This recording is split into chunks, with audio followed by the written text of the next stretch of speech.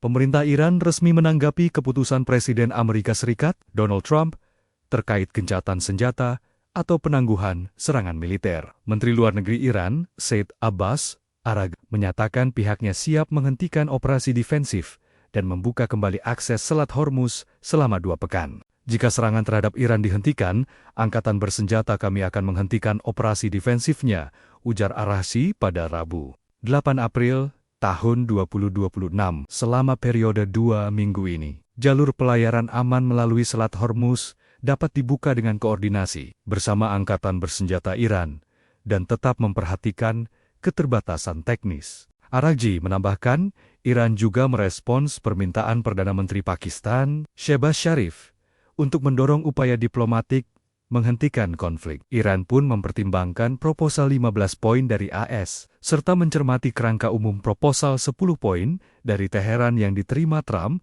sebagai dasar perundingan. Langkah ini menjadi bagian dari kesepakatan sementara yang diharapkan dapat meredakan ketegangan di kawasan dan menjaga jalur perdagangan penting Selat Hormuz tetap aman.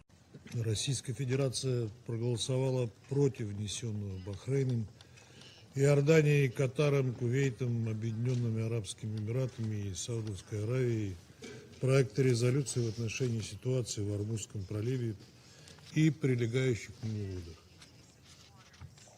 Позиция нашей страны в отношении нынешнего кризиса на Ближнем Востоке имеет принципиальный, последовательный и объективный характер. Мы осуждаем агрессию Соединенных Штатов и Израиля в отношении Ирана. Мы с уважением относимся к суверенитету и территориальной целостности всех стран региона, как Исламской Республики Иран, так и других стран Персидского залива. Мы считаем недопустимыми удары по их мирным жителям и гражданской инфраструктуре.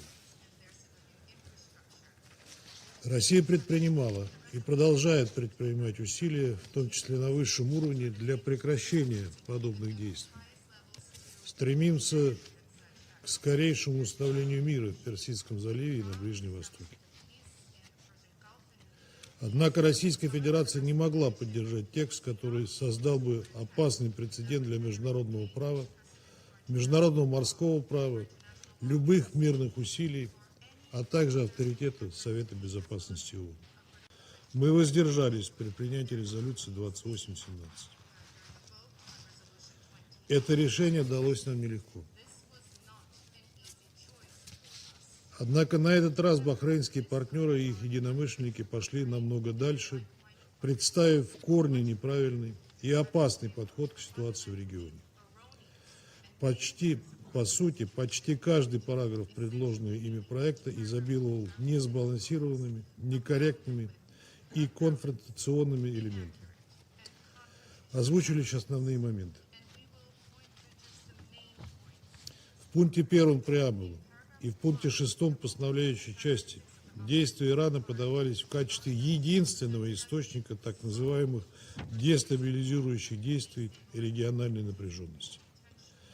Об истинных причинах нынешнего кризиса на Ближнем Востоке, незаконных ударах Соединенных Штатов и Израиля по иранской территории ни слова. Это решение далось нам нелегко. Однако на этот раз бахрейнские партнеры и их единомышленники пошли намного дальше, представив в корне неправильный и опасный подход к ситуации в регионе.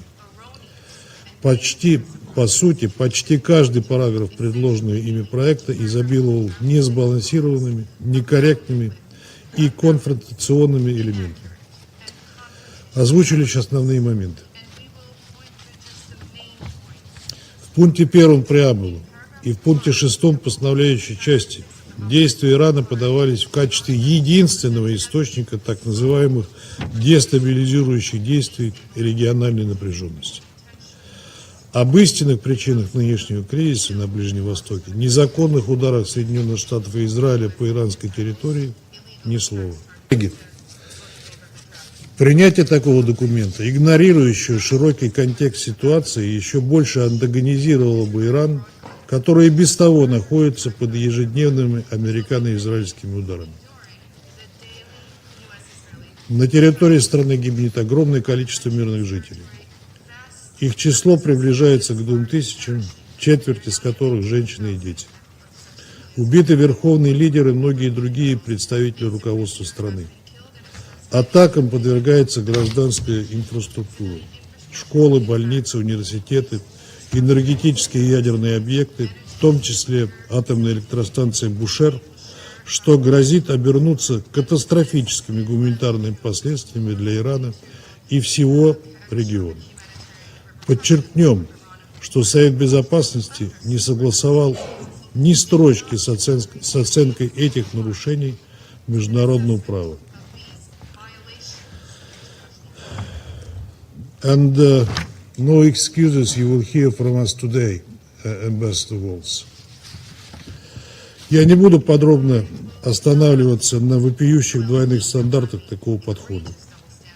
Однако он совершенно нелогичен. Даже таким образом выступаем за беспрепятственное судоходство в Ормузском проливе.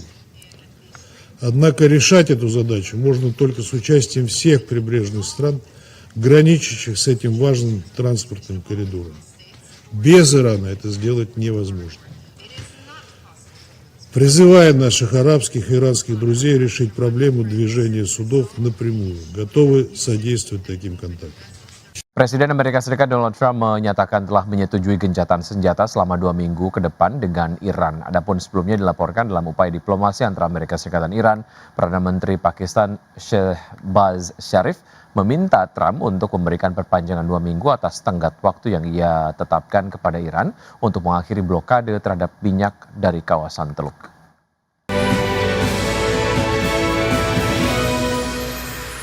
Presiden Amerika Serikat Donald Trump mengatakan pada hari Selasa bahwa ia telah menyetujui gencatan senjata selama 2 minggu dengan Iran kurang dari 2 jam sebelum tenggat waktu yang ia tetapkan bagi Teheran untuk membuka kembali Selat Hormuz atau menghadapi serangan luas terhadap infrastruktur sipil.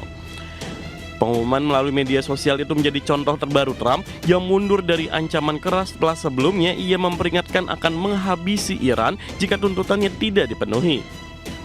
Trump mengatakan kesepakatan tersebut bergantung pada persetujuan Iran untuk menghentikan blokade pasokan minyak dan gas melalui Selat Hormuz yang biasanya menangani sekitar 1/5 pengiriman minyak global. Trump mengatakan Iran telah mengajukan proposal 10 poin yang disebutnya sebagai dasar yang bisa dijalankan untuk negosiasi dan ia memperkirakan kesepakatan itu akan dirampungkan dan disahkan selama masa gencatan senjata 2 minggu tersebut.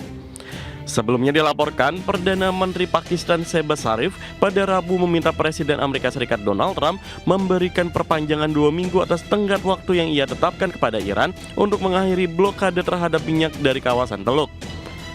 Sharif mendesak semua pihak yang bertikai untuk mematuhi gencatan senjata di seluruh wilayah selama 2 minggu agar diplomasi dapat mencapai penghentian perang secara tuntas.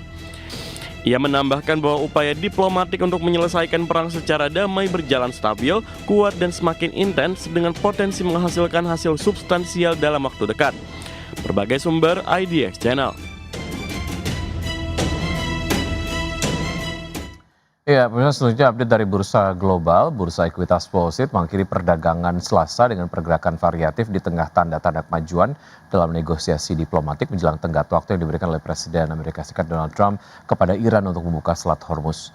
Menjelang penutupan, ketiga indeks utama berhasil pulih dari tekanan tajam sebelumnya setelah Perdana Menteri Pakistan Shehbaz Sharif menyatakan upaya diplomatik untuk penyelesaian damai konflik di Timur Tengah menunjukkan kemajuan.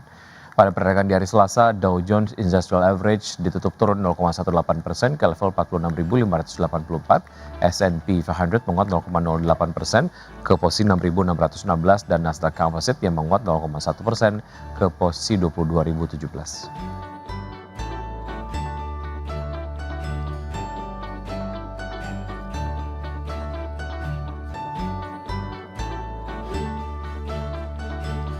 Ya, sementara itu Bursa Ekuitas Eropa berakhir di zona merah pada perdagangan di hari Selasa dipicu meningkatnya kehati-hatian investor menjelang tenggat waktu yang ditetapkan Presiden Donald Trump kepada Iran untuk membuka kembali Selat Hormuz. Stock 600 ditutup turun 1,01% ke level 590,59, DAX Jerman menyusut 1,06% ke level 22.921 dan FTSE 100 Inggris yang terkoreksi 0,84% ke level 10.348.